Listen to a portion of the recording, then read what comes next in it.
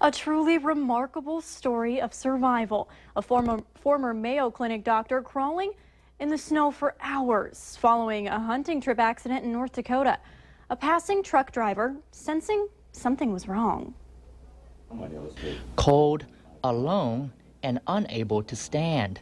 Dr. Richard Olson had never felt pain like this before. You know, I looked at it, and every time I touched it, it just about sent me through the wall. It was December 19th, the weekend before Christmas.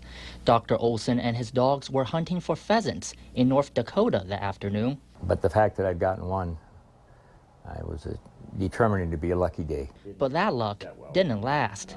1 minute I was on flat ground, the next minute I was falling. Dr. Olson fell about 4 feet into a drainage trench hidden by grass and snow. When I felt that pain, I knew it was really going to be a bad deal. His thigh bone snapped, so using his shotgun as a crutch, he eventually stood up and nearly climbed out of the trench.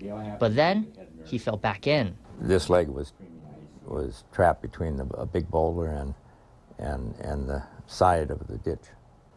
And it just hurt like mad. That time I didn't know if I was going to get out of it. He did get out, but several hours had passed and it was dark.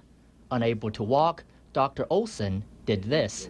Dig in this heel, and I'd have my hands kind of in back of me, and I would grab whatever I could, stubble, or just sometimes just push the dirt, and I would just